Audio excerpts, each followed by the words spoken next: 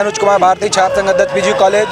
भाई आप देख रहे हैं कि देश की जनता जो है कि रोड पे उतरी हुई है और कहीं ना कहीं सभी लोग को पता है कि तड़ीपार जो है उसने गलत बोला है। भरे सदन में बाबा साहब का अपमान करना ये बहुत बड़ी बात है, क्योंकि बाबा साहब हम लोगों के लिए बहुत कुछ किए हैं, हमारे लिए ही नहीं सर्व समाज के लिए किए हैं, महिलाओं के लिए किए हैं। तो जल्द से जल्द जितनी जल्द हो सके अमित शाह माननीय गृह मंत्री जी माफी मांग ले, सही है, नहीं तो अन्यथा बहुत बुरा हो जाए। छात्र नेता हैं, आप ये बताइए कि आपको इससे क्या मतलब? वो उनका सीधा कहना कि जितने भी युवा हैं, जितने भी छात्र, उनको भड़काने की कोशिश की जा रही है। जी, मैं आपको बताना चाहता हूँ, आज के डेट में एक दलित का लड़का छात्र नेता है, तो कहीं ना कहीं वो बाबा साहब की देन है कि आज मैं यहाँ छात्र नेता हूँ।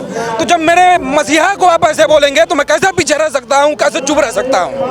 कहीं ना कहीं राजनीति तो नहीं ना हो रही है लोगों के? अरे जी, मैं कहता हूँ कि अब हमारे समाज के लोग ठीक, लेकिन अगर पार्टियों की देन है कि वो आज राजनीति कर रहे हैं, जिसकी वजह से हमारे मसीहा को ये सब सुनना पड़ रहा है। एडवोकेट आलोक सागर जी है, आप इलाहाबाद यूनिवर्सिटी के छात्र हैं। ये बताइए कि जिस तरह से अमित शाह कह रहे हैं कि हमारे नाम को उछालने की कोशिश की जा रही है, उनका कहना है कि नहीं, हमारे शब्द को तोड़ मरोड़ के पेश किया जा रहा है। आप एडवोकेट हैं, आप बताइए। दरअसल कोई भी उनका बयान तोड़ मरोड़ के पेश नहीं किया गया। पूरा देश नहीं, पूरा विश्व देखा है कि माननीय अमित शाह जी ने भरे सदन में जिस तरह से बाबा साहब को अपमानित किया है। बाबा साहब के बच्चे निश्चित रूप से इसको बर्दाश्त करने वाले नहीं हैं। आज हम लोग गाजीपुर के जिला मुख्यालय पर बहुत बड़े लेवल पर, बहुत बड़ी संख्या में आज हम लोग आकर उनका विरोध प्रदर्शन कर रहे हैं और अमित शाह को तत्काल माफ़ी मांगना चाहिए बाबा साहब के सभी बाबा साहब से और उनके संतानों से। बाबा साहब के सम्मान में, बाबा साहब के सम्मान में।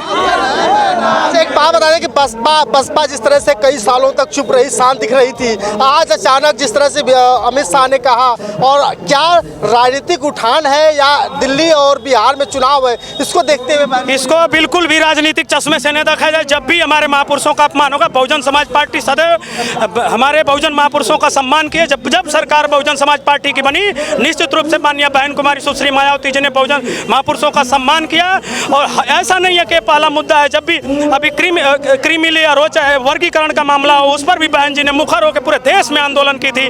राजनीति के चश्मे से न देखा जाए। जब भी बाबा साहब का अपमान किया जाएगा, माननीय बहन जी, आकाश आनंद और हम सभी युवा चुप होने वाले नहीं हैं और अमित शाह को माफी मांगनी होगी, नहीं तो हम लोग इसका आने वाले समय में बहुत ही बुरा परिणाम देखने को मिलेगा अमित शाह और भारतीय जनता पार्टी। तो दावा कर रहे हैं कि 15 साल तक कुछ होने वाला नहीं है, 15 साल तक चुप रहे जितनी पार्टियां।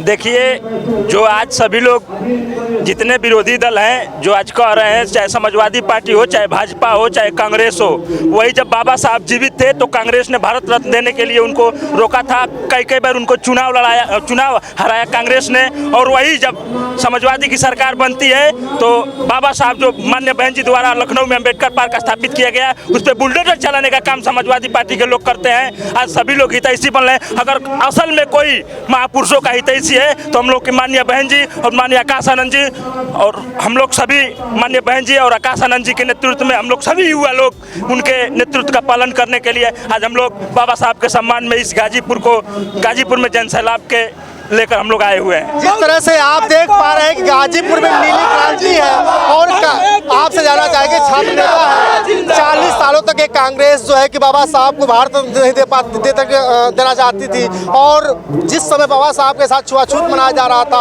और आज स्थिति है कि सभी लोग, सभी वर्ग के लोग बाबा साहब के फोटो को लेकर के जय भीम करने के लिए मजबूर हो चुके हैं। क्या ये मैं आपको बताना चाहता हूँ कि ये जो कांग्रेस पार्टी है ना, ये सब ढकोलसा कर रही है चुनावी वोट के लिए, क्योंकि आज वो जानती है कि आज के डेट में हमारे साथ कोई नहीं है। बहुजन समाज के लोग अगर हमारे साथ रहेंगे तो मैं कहीं ना कहीं सत्ता में आ जाऊंगा, नहीं तो अन्यथा मेरा उपकार नहीं होने वाला है।